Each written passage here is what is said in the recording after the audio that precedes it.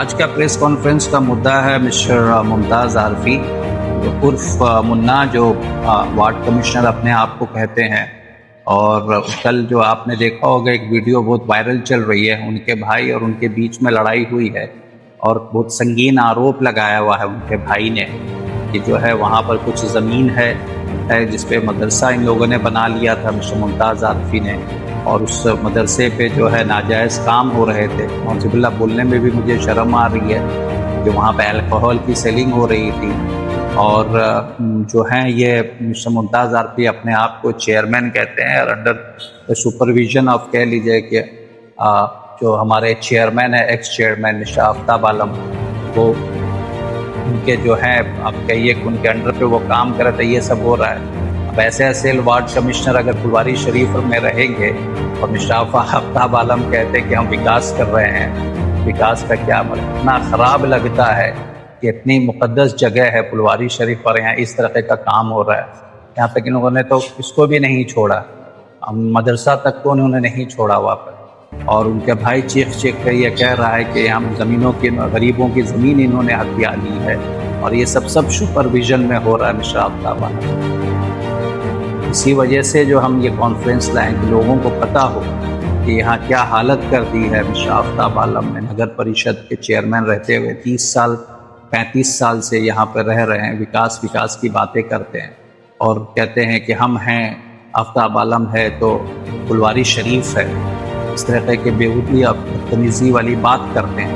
हमको तो शर्म आती है कि उनको जो है अब हम लोगों को मिसगाइड किया इतना दिन तक, और मिसगाइड करके विकास के नाम पे सिर्फ पैसा और अपने घर का विकास किया। आपको पता है टोटल 28 वार्ड्स जब थे तो उनके अपने लोग कितने हैं? एक वार्ड में उनकी वाइफ है, एक वार्ड में उनकी दूसरी वाइफ है, खुद चेयरमैन पे हैं, और एक वार्ड में जो है उन्होंने अपने भतीजे को खड़ा कर दिया हुआ। मतलब ये तो मोनोपोली हो गई, फैमिली हो गई यार। 10% तक जो है टोटल वार्ड में 10% पे तो उनके घर वाले हैं। मतलब कि खड़ा होने की किसी को ज़रूरत ही नहीं है, किसी को खड़ा होने देते ही नहीं है। अगर कोई दूसरा बंदा खड़ा होता तो कम से कम वो विकास तो करता और उसके वजह से 10 लोगों की रोजी रोटी तो चलती। यहाँ तो कुछ है ही नहीं, पूरा फैमिली बना के रख दिया हुआ, परिवारवाद जिसको कहते हैं। अभी इधर खड़े हो रहे, ये सब बातें तो पता ही नहीं चलती अगर इलेक्शन नहीं होता तो। आप बताइए कि किस तरह से हम लोगों को बेचारी फुलवारी शरीफ को बेवकूफ़ बना रहे हैं। वो सफोकेटेड फील करता है फुलवारी शरीफ। अब फुलवारी शरीफ को मुस्कुराना है, और जो है इस बार पब्लिक जो है पूरे चेंज के मूड में है और इससे बदलाव तो होगा ही होगा। और दूसरा मेरा ये था कि आपने अगर न्यूज़ 4 नेशन देखा होगा तो उसने तफसील से बताया है कि किस तरह का यहाँ घपलेबाजी चल रही है, मैल प्रैक्टिस चल रही है। जेम पोर्टल होता है नगर परिषद का, जो उनका एक जेम पोर्टल है जहाँ पर कोई भी चीज़ खरीदी जाती है उसका सारा डिटेल्स दिया जाता है। अब देखिए इन्होंने कैसे मैनिपुलेट किया हुआ है चीज़ों को। हाई मस्ट लाइट इन्होंने ख़रीदी है 8 लाख पर पीसेस पे, यानी कि 1 करोड़ रफली around 1 crore 45 lakh to 46 lakh rupees का इन्होंने टोटल इनवॉइस बनाया है, ठीक है। और अगर हम मान लेते तो टोटल अगर हम हाई मास का कॉस्ट लेते, सब कुछ बढ़ा के उसमें टॉपअप कर लेते हैं, ये वो भी कर लेते हैं, तो ज़्यादा से ज़्यादा जो होगा वो 8 लाख पर पीस से ज़्यादा नहीं होना चाहिए। तो 18 पीस इन्होंने ख़रीदा है तो कितना होना चाहिए? 18 पीस का मल्टीप्लाई कर लीजिए आप। और इन्होंने पेमेंट कितना की है? 1 करोड़ 44 लाख।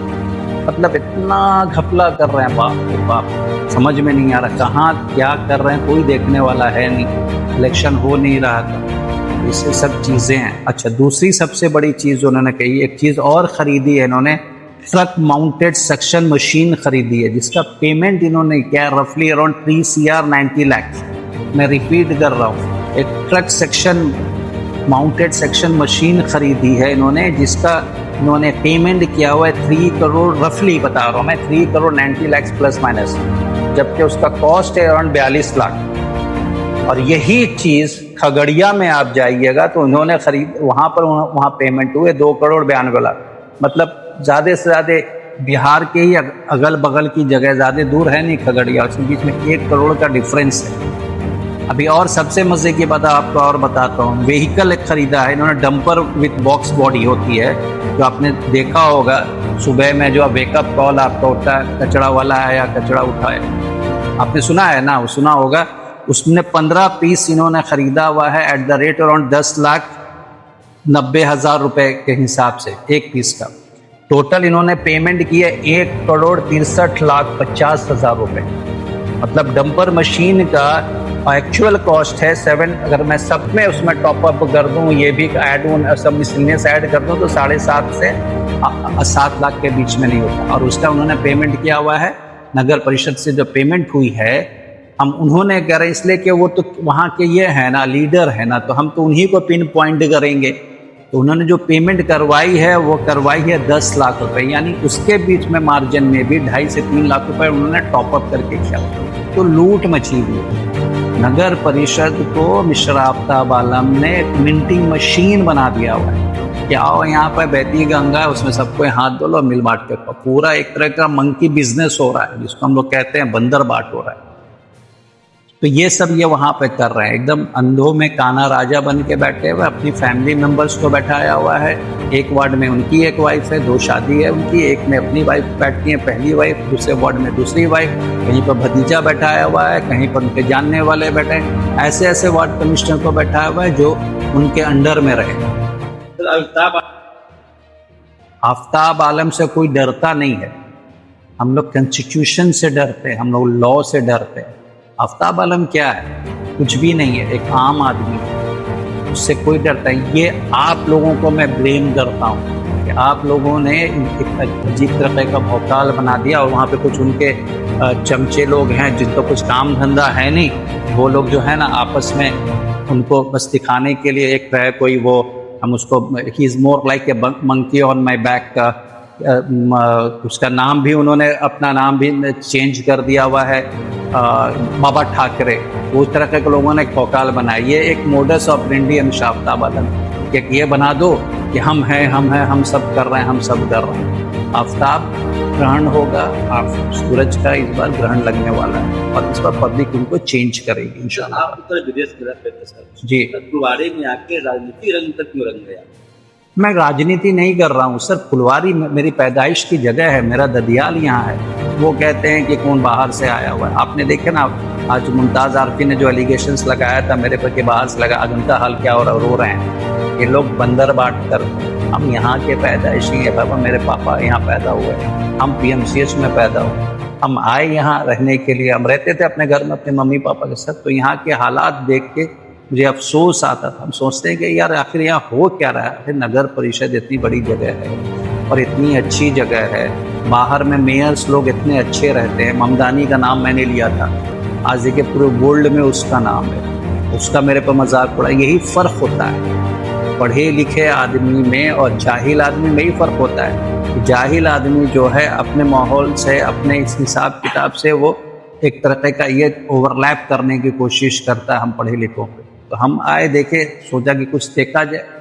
हमने बहुत सारे इसमें स्टडी किया, 5 इयर्स तक मैं इस पर स्टडी कर चुका हूँ नगर परिषद में। आज मैं जो खुल के बोल रहा है, मेरा कॉन्फिडेंस लेवल बता रहा है कि मैंने जो सच्चाई देखी उसको मैं पब्लिक के सामने ला कर रहा हूँ। पब्लिक फैसला करेगी कि मैं गलत हूँ या वो गलत है। जो सही रहेगा पब्लिक उसको वोट देगी और उनको हटाएगी। यही है। फुलवारी की जनता से क्या अपील कीजिएगा? फुलवारी की जनता से क्या अपील कीजिएगा? फुलवारी की जनता से ये अपील करेंगे, bring the change, make the changes, bring the best candidate और बदलाव कीजिए। कानून ये कहता है, लॉ ऑफ द नेचर है changes has to be done, और चेंज बहुत ज़रूरी है। वरना जैसे लोहा रस्ट कर जाता है ना, उसी तरीके से ये रस्ट कर चुके हैं। अब इसमें चेंजेस लाइए ताकि फुलवारी फिर से मुस्कुराने लगे, फुलवारी शरीफ फिर से फुलवारी शरीफ बन जाए और फुलवारी शरीफ को लोग अच्छे से मुस्कुराते हुए देखें।